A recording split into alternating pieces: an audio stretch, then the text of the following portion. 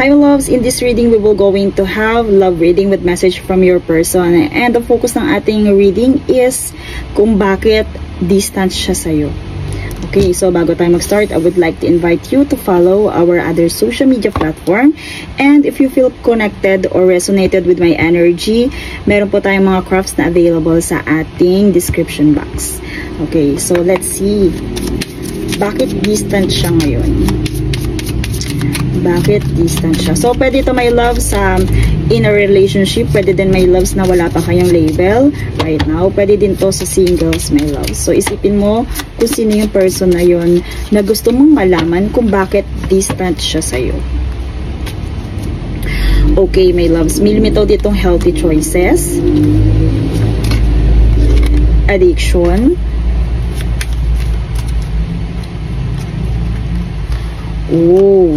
and meron ditong palm tree. Okay, my love, so this person, pwedeng by choice, kaya niya to ginagawa, my loves. Pwedeng nandun siya sa realization na kailangan niyang unahin or i-prioritize ang kanyang sarili.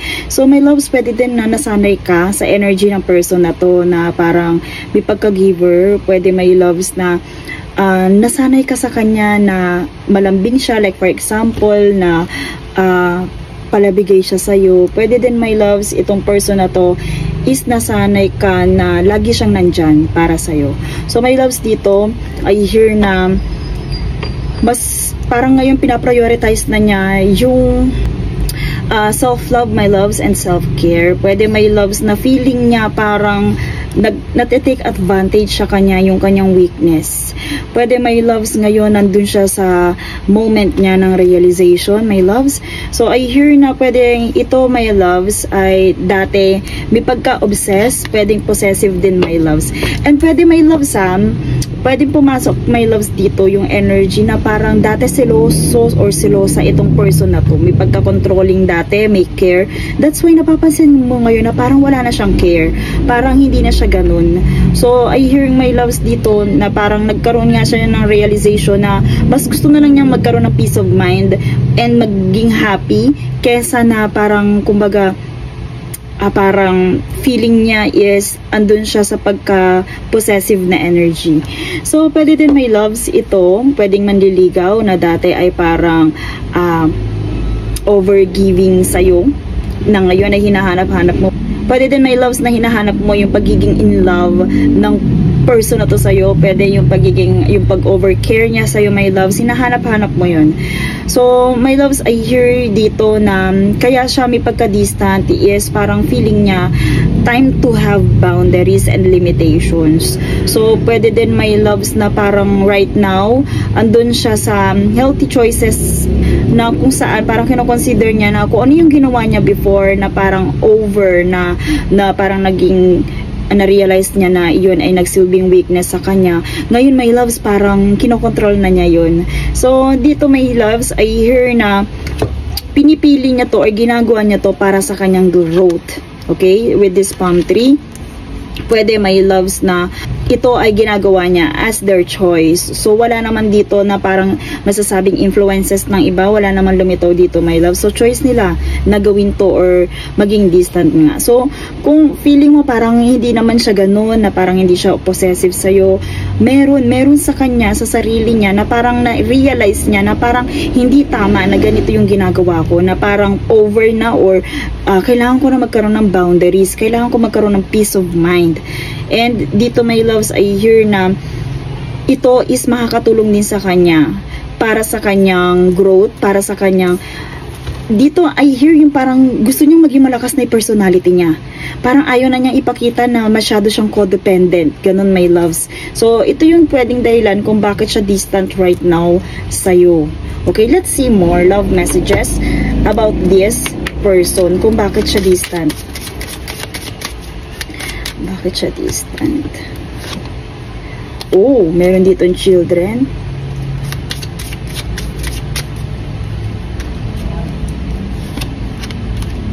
Oh, meron din lumito, my loves, double confirmation na codependency, my loves. Pwede talaga na dati ay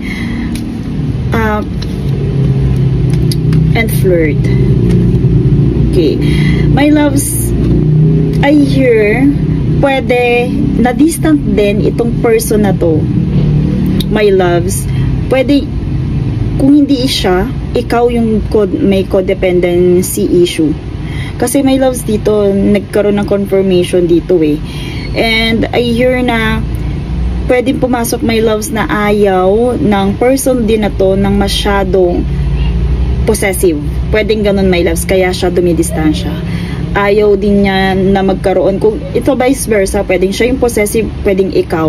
Kumbaga, ang gusto lang yan, my loves, is parang light lang yung commitment ninyo. Parang kumbaga light lang yung relationship ninyo with this flirt. So, kumbaga, ayaw niya ng masyadong, sabihin natin, nape-pressure or seryoso na relationship. Ayaw niya ng masyadong ganun ka, alam mo yun, ganun ka higpit yung hawak. Pwedeng ganun, my loves. Kasi dito may codependency. Addictions are affecting your romantic life. Pwede, my loves, na isa nga sa inyo yung masyadong codependent, masyadong possessive. That's why nagiging distant itong taong to. Gusto niya, my loves, ma-feel yung pagiging, alam niyo yun, yung parang enjoy lang, ine-enjoy, pagiging mababaw kagaya ng children na to, my loves. Gusto niya yung parang hindi ganun kasakal na relationship. Okay, let's see more clarifiers about this love connection.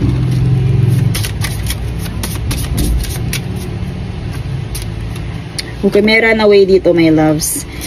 So, I hear dito nga, parang, kung hindi mababago, my loves, to, I hear na pwedeng i-prioritize niya yung kanyang freedom. Pwede, my loves, na i-prioritize niya yung kanyang freedom. And I also hear the reason why this person is distant is andun pa siya sa kanyang curiosity. Andun pa siya sa, sabihin natin ito, nandito siya sa pag-achieve ng kanyang growth. Gusto pa niya ng growth. Gusto pa niya ng expansion, my loves. Gusto pa niyang ma-enjoy being happier than dito, my loves. Gusto niya, ay may tendency na lumayo itong taong to. May tendency na ano to, my loves, yung parang mang-ghost. Kasi feeling niya sa connection ninyong dalawa, parang wala dun yung growth, my loves, with this. Parang, alam mo yon, yun nga, hindi niya ma-enjoy yung mga bagay na gusto niyang ma-enjoy, my loves. So, nandito pa siya, hindi pa talaga siya yung pang-settle. Yun ang nakikita ko, my loves. That's why, nag-uumpisa na siya na dumistansya or nagiging distant na siya kasi gusto niya to. Gusto niya ng freedom, my loves, na magawa yung mga dapat niyang magawa. Gusto niya ng progress. Because nababagalan siya sa usad ng kanyang pamumuhay right now. Okay, let's see message from this person.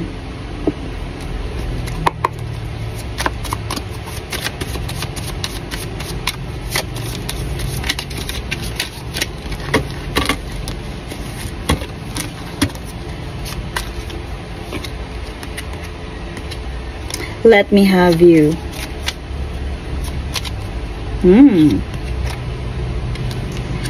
I want to start a family with you. I need time for me. Confirmation, my loves, para dito sa freedom na to and healthy choices. I need time for me. Yes, my loves, gusto niya, parang masasabi natin na gusto naman niya magkaroon ng family with you, pero hindi sa ganitong takbo, hindi sa ganitong, sabihin natin, setup, hindi sa ganitong settings. Dito, my loves, andun pa rin naman yung interest, andun naman din, my loves, pero kumbaga gusto niya talaga ng progress. Maaring kaya din gusto niya ng progress because of this family. Pero, my loves, kung itong person na to is tatakbo or aalis or magpapaalam sa'yo, my loves, I hear na kumbaga ito ang dahilan. Gusto pa niya ng growth, gusto niyang magkaroon ng progress in life, my loves. That's why kinakailangan niya yung, sabihin natin, time na to. That's why nagiging distant siya and medyo lumalayo siya, my loves. Pero iyon ay dahil nandito pa siya sa kanyang darkness, nandoon pa siya sa parang mabagal na usad ng kanyang life right now. Pero dito naman, my loves, is nandun pa rin naman yung interest, andun pa rin naman yung pagmamahal.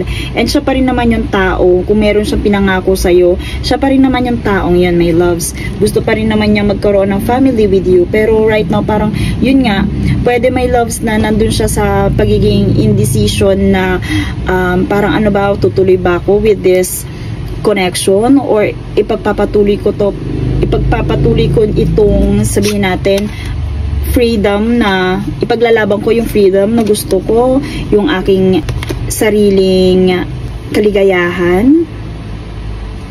So my loves, ngayon napapaisip siya, that's why distant pa lang talaga siya, my loves. Pero yun nga, yung dahilan kung bakit. Another message from this person. Okay, so dito, my loves, may lumitaw ditong blessed, may lumitaw ditong you are mine, and meron lumitaw dito na doubt. So, di ba, my loves, dito nga may nabanggit ako kanina, may pagka-possessive, pwedeng ganun, my love siya. Andun siya sa pagiging aminado or acceptance na siya ay possessive. Pwedeng kaya siya nagiging distant is naglalaylo siya, my loves, para magkaroon ng boundaries. And this message, my loves, from their higher self: I am blessed beyond the measure to share such a powerful divine love with you, my loves. Pwede na kaya lang niya talaga to ginagawa is para yung ma-feel niya na parang love niya yung kanyang sarili, na parang maging matatag siya at maging malakas. So nandun pa rin talaga yung possession, my loves, when it comes to this you are mine, we are meant for each other. Andun pa rin yung possession, my loves. Kumbaga, humahawak pa rin siya sa relationship na to. There is no one else in the world who could ever replace you. Nandun pa rin, and nandun pa rin siya sa thinking na pwedeng kayo yung sa'yo siya magkaroon ng pamilya, pero dumadating talaga siya, my loves, sa pagkakaroon ng doubt, and feeling din niya, pwede, my loves, na siya din yung dahilan kung bakit nagkakaroon ng slow progress yung connection ninyo, or pwedeng ikaw, or pwedeng siya. Pwedeng iniisip niya na siya yung dahilan kung bakit hindi kayo nakakausad pa right now, na hindi pa kayo pa nakakamtan yung success right now. And I hear dito, pwede, my loves, na iniisip niya na meron kang doubt sa kanya. That's why, kumbaga, yun nga, dumidistansya siya or nagiging distant siya. So, please stop doubting our connection. I can sense it, and it's making me doubt too, my loves. So, pwede, my loves, merong mga signs, or pwede meron kang nasabi na ikilos na parang nakapagpabago sa kanyang mindset or thinking, na parang naging dahilan, na parang kailangan magkaroon na ako ng boundaries, na parang too much na ako, controlling na ako, na parang walang magiging pag-usad itong si person ko kung ipagpapatuloy ko to. That's why nagiging distant siya, my loves. So dito, they can sense it, and it's making them doubt too. That's why parang nagkakaroon nga siya ng distansya. So they are telling you, just have faith, and they know they will reach out to you when divine timing is right. So may tendency, my loves, na medyo magpahinga itong person na to. Pero dito, one thing is for sure, andun pa rin siya sa pag-hold, andun pa rin siya sa possession, kasi kumbaga iniisip din naman niya in advance to have family with you. So trust the process, my love. Everything will work out beautifully. And that's all for this reading. Thank you so much, and see you in my next one.